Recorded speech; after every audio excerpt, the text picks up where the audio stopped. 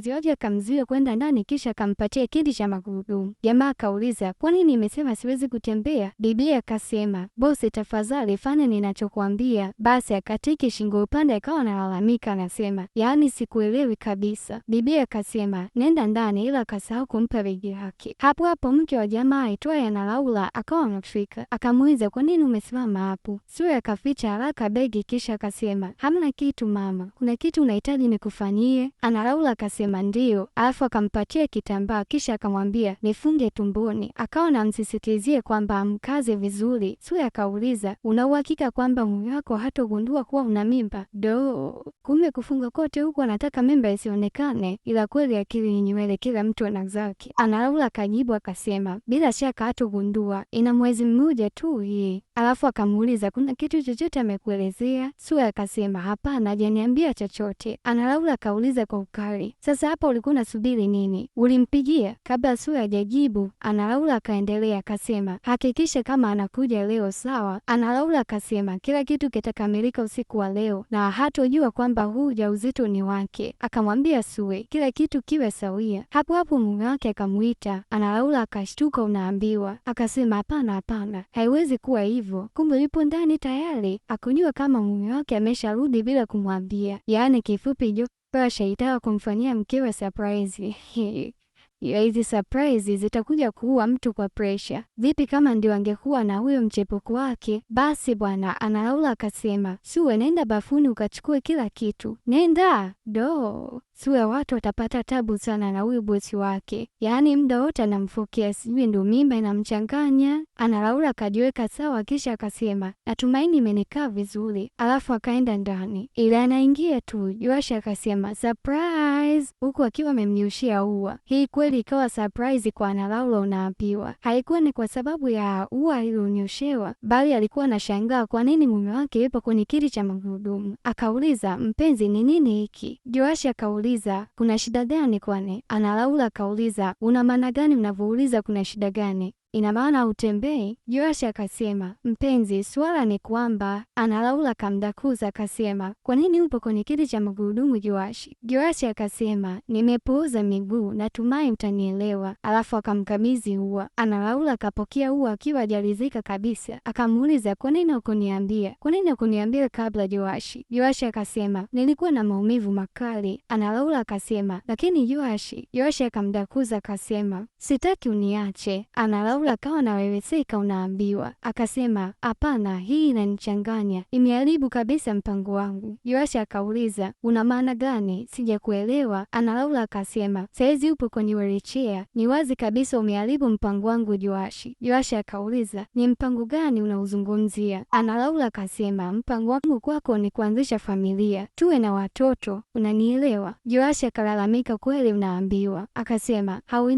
hauelewi kama hii yote nilikuwa nahofia kwamba labda ukiniona nikiwa hivi hautanihitaji tena." Analaula akasema, "Usinihukumu Josh. Nilikuwa nataka niwe na watoto na wewe, lakini sasa huwezi kufanya chochote." Josh akasema, "Usiseme hivyo tena. Hili swala limekufanya usiwe na furaha." Analaula akasema, "Unajua nini? Inatakiwa tunyamaze. Nina mawazo mengi kwenye hili." Josh akasema, "Pumzika, haya yote yataisha." Analaula akasema, "Hebu nione nitafanyaje kwenye hili." Akaondoka akiwa amevuruga kweli, unaambiwa. Josh akawa amebaki tu aelewe afanyaje. Akawa anamuonea mpenzi wake huruma, akatamani amwambie ukweli lakini akashindwa, maana hakujua kwa nini Sue akamwambia afanye hivyo. Sue akiwa anaendelea kupamba kwa ajili ya kumkaribisha Josh, Analaula akaja akamwambia azime mshumaa haraka. Sue akazima kisha akamuuliza, "Nini kimetokea mama?" Analaula akasema, "Josh yupo kwenye wheelchair." Sue akajifanya kushtuka, unaambiwa. Analaula akaongezea akasema, "Josh atembei. Unajua hii inamaanisha nini?" Sue akasema, "Hapana, sielewi mama." Analaula akasema, "Ni kwamba sitaweza kufanya aamini kwamba huyu mtoto ninayemtarajia ni wake." Sue akatumbua macho kwa mshangao, unaambiwa. Analaula akaendelea akasema, "Sasa amekuwa kero tu, yupo kwenye wheelchair." Sue akasema,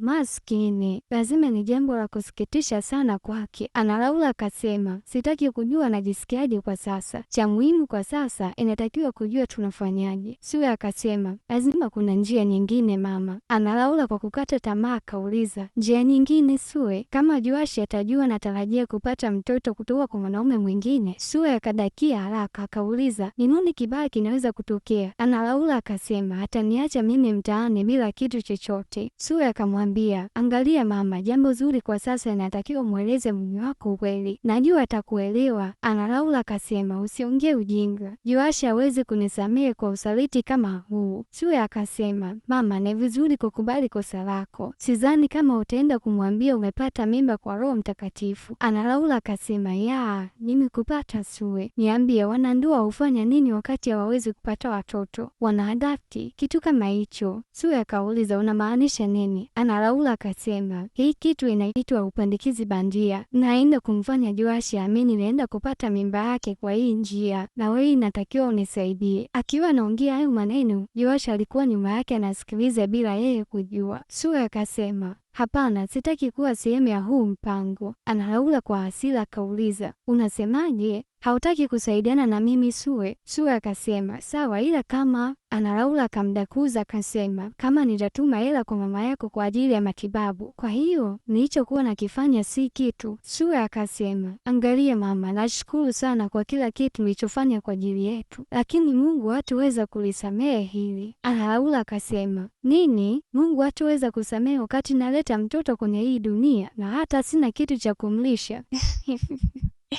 Ila akili za Analaula anazijua mwenyewe, yaani anaona sio kosa kutaka kumsingizia kijana wa watu mimba, lakini ni afadhali kidogo kuliko angeitoa. Ila kama anaona vile mtoto akizaliwa anavyotafutiwa mtu wa kufanana naye kwenye ukoo, utasikia kafanana na bibi ya babu yake, uchiti kubaya niye basi tu. Sue akasema, hapana, huu ni ukatili mkubwa. Analaula akasema, kama mpango utafanya vizuri, nitamtaliki Joash, itakuwa vizuri sana kwa msaada wa mtoto kutoka kwake. Unajua na maanisha nini? Sue akasema, hapana, unakosea sana. Angalia, najua mume wako atapata msisimko kuhusu mtoto pekee kutoka kwako, alafu utaondoka kwake. Analaula kwa ukali akasema, nimekuambia sijali hata kidogo kuhusu hisia za Joash. Upo pamoja na mimi au haupo pamoja na mimi? Sue kwa unyonge akasema, nipo na wewe mama. Analaula akasema, kitu pekee ninachotaka ni kwa ajili ya mtoto wangu na mimi kuto kukosa chochote, unanielewa? Sue akasema, vyovyote utakavyo mama. Analaula akasema, sawa, kwa hiyo unaenda sasa hivi kumwambia hili wazo kuhusu huu utaratibu? Nataka yeye ni waje kuniomba mimi, sawa? Ila wanawake wakigeukia kwenye ubaya wa kuwarudisha ni Mungu pekee kwa kweli. Sue akasema, mama, lakini... Analaula akamdakuza akasema, hakuna cha lakini Sue, hii ni amri, ondoka haraka. Sue akaondoka huku akimwacha Analaula